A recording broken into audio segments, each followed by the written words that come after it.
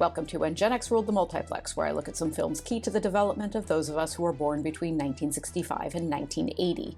1986's Chopping Mall was directed by Jim Wynorski, who was an advertising director for legendary B-movie impresario Roger Corman before pivoting into directing. Chopping Mall was Wynorski's second film. He has gone on to direct over 150 films, all of them low-budget B-movies, and many of them softcore parodies of existing films with titles that often manage to shoehorn in a quick boob joke, like The Witches of Brestwick, and my personal favorite, Paraknocker's Activity. Chopping Mall was co-written by Wynorski with Steve Mitchell, who was a writer for two of the greatest cartoons ever made for the sole purpose of selling dolls and action figures, Jem and G.I. Joe. I'm not kidding about that. Both G.I. Joe and Jem are wildly entertaining cartoons, and I will not hear a word against them. Chopping Mall was produced by Julie Corman, Roger Corman's wife, and was made by Vestron Video, which specifically was in search of a fast and cheap horror film set in a mall. It was released in theaters by Concord Pictures, Roger Corman's production company, under the title Killbots. Killbots underperformed at the box office, but was a hit on VHS under its new title, Chopping Mall. We open with a smash-and-grab robbery at the Park Plaza Mall jewelry store. The robber takes off through the closed mall, chased by a small metal robot who rolls around on continuous track treads like a miniature tank. The robot orders him to stop. When the robber fails to obey, the robot incapacitates him with a taser. We see this has all been a presentation held in the mall courtyard for shop owners. A representative from Securetronics Unlimited introduces the Protector 101 series robots, which will soon begin patrolling the mall after hours. In combination with new time-locked steel security doors, these robots, which are programmed to deter intruders via non-lethal means, are intended to cut down on mall crime. As I mentioned at the start, this film was originally entitled Killbots. The word Killbot is never mentioned in the film, but I feel very comfortable referring to the Protector 101 series robots from here on out as the Killbots. Two of the shop owners attending this presentation are Paul and Mary Bland, played by Paul Bartel and Mary Woronov. We've already seen Mary Woronov, who was a famous fixture of Andy Warhol's factory, in Night of the Comet. Paul Bartel and Mary Woronov were close friends who appeared in 17 films together, most notably the cult favorite black comedy Eating Raoul, which Bartel wrote and directed, and in which they play Paul and Mary Bland, the same characters they're playing in this scene. While the exterior of the Park Plaza Mall is Los Angeles' Beverly Center, the interiors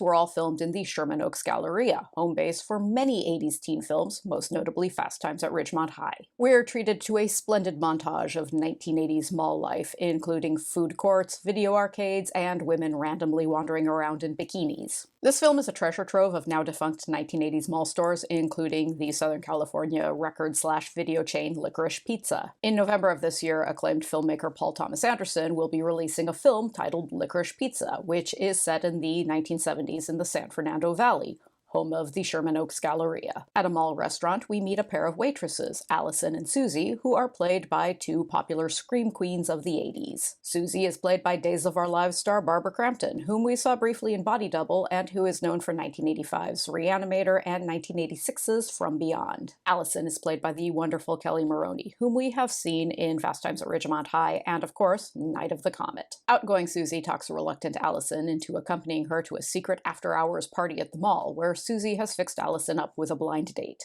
As night falls on the mall, lightning strikes the electrical supply on the roof, which sends a dangerous surge of current into the Killbots, who are recharging in the security office. A technician in charge of monitoring the Killbots is too busy reading his nudie mag to realize the Killbots have activated themselves, and they violate their programming and murder him. In a furniture store at the mall, we meet a trio of teen employees. Mike, played by John Terlesky, who now works steadily as a television director, Susie's boyfriend Greg, played by Nick Siegel, nephew of Oscar-nominated film and television star George Siegel, and shy, awkward Ferdy, played by Tony O'Dell, whom we have seen playing one of the Cobra Kai in The Karate Kid, and who is best known for the ABC sitcom Head of the Class. Mike and Greg are throwing a party in the store after hours. To convince Ferdy to go along with this, they've fixed him up on a blind date with Allison. We meet another pair of teens, Rick, played by Russell Todd, and his mechanic girlfriend Linda, played by Carrie Emerson, who are on their way to the mall for the party. As the mall closes, Mike meets up with his girlfriend Leslie, played by Susie Slater, who works in a mall clothing store owned by her father. Meanwhile, the Killbots murder another technician, who is played by character actor Garrett Graham, known for playing Beef in Brian De Palma's Phantom of the Paradise. The teens party in the furniture store, dancing to Street Walkin' by soul singer Sylvia St. James. Ferdy and Allison meet and hit it off immediately. The established couples immediately engage in sexual shenanigans, because Chopping Mall is the kind of film where there is no shortage of nudity. Meanwhile, nice kids Ferdy and Allison watch the 1957 Roger Corman film Attack of the Crab Monsters while getting to know each other. With the mall closed, the Killbots begin their nightly patrol. A Killbot encounters a janitor played by legendary character actor Dick Miller, whom we have seen in Gremlins and The Terminator. Even though the janitor shows his valid employee ID badge, the Killbot electrocutes him. A postcoital Mike heads into the mall in search of cigarettes. A Killbot encounters him at the cigarette machine and murders him. Leslie wanders around the mall in her underwear, as one does, looking for her boyfriend. After she stumbles over Mike's corpse, a Killbot chases her around and shoots laser bolts at her. Leslie runs back to the furniture store, where a Killbot blows her head off right in front of her horrified friends. A second Killbot joins his buddy, and they invade the furniture store to attack the remaining teens, who barricade themselves in the storeroom. The mall's new security doors activate on a time lock that can't be opened until the morning. Showing considerably more sense than most kids in B-grade horror films, the teens decide to crawl through the air vents to reach the parking level. The Killbots burst into the storeroom, and while Allison, Linda, and Susie reach the relative safety of the vents, Ferdy, Rick, and Greg are forced to run for their lives through the mall. The boys break into Peckinpah's Sporting Goods, which is a tribute to revisionist Western director Sam Peckinpah,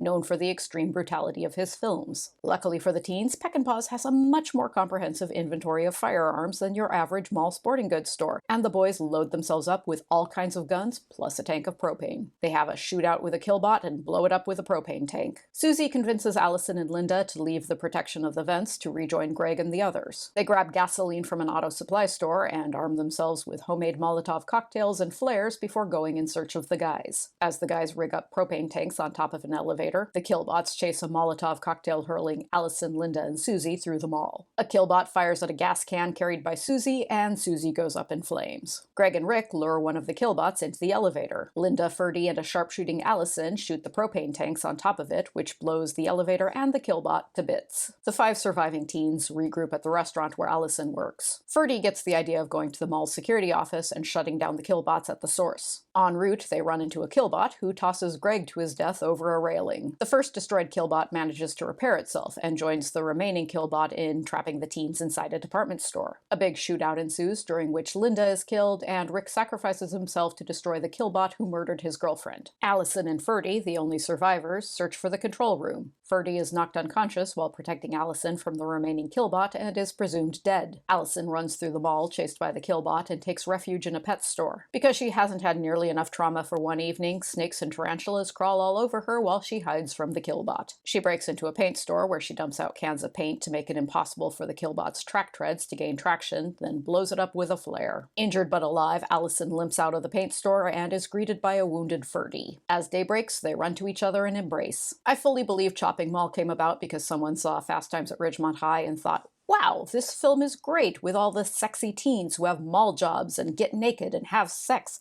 but it would be even better with killer robots. Like Fast Times at Ridgemont High, and like many of us during the 80s, Chopping Mall is deeply entrenched in mall culture. A few years back, a Chopping Mall remake was in the works, with a director and a screenwriter attached, and it hasn't really gone anywhere, possibly because A, the script for the remake apparently had no Killbots anywhere in it, and B, malls no longer have anything close to the weird cultural significance they held for teenagers in the 80s. The correct cultural moment for Chopping Mall was 1986. Chopping Mall remains popular among fans of 80s B-movies because of how watchable it is. The story makes decent sense, it moves at a good clip, the characters are good, and the actors are likable. In particular, I appreciate how the characters are all scrappy and resourceful under very trying circumstances. As soon as they realize they're under attack from the Killbots, the teens grab guns and flares and propane tanks and gasoline, and they do their very best to fend off the Killbots without making too many boneheaded moves. Between Chopping Mall and Night of the Comet, Kelli Maroney made an entire 80s film career out of being a perky and adorable blonde teen who just so happens to be alarmingly competent with weapons. Chopping Mall is 100% emphatically a B movie, but as I've explained before in this series, there's no point in getting snobbish about this kind of film,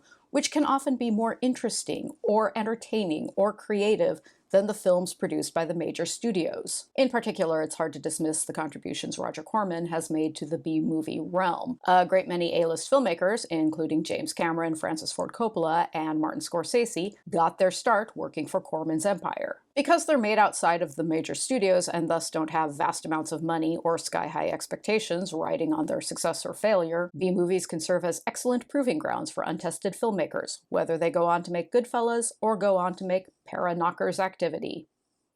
Next time, I'm looking at Rob Reiner's 1987 fantasy classic, The Princess Bride. Thank you very much for joining me, and I hope to see you here later.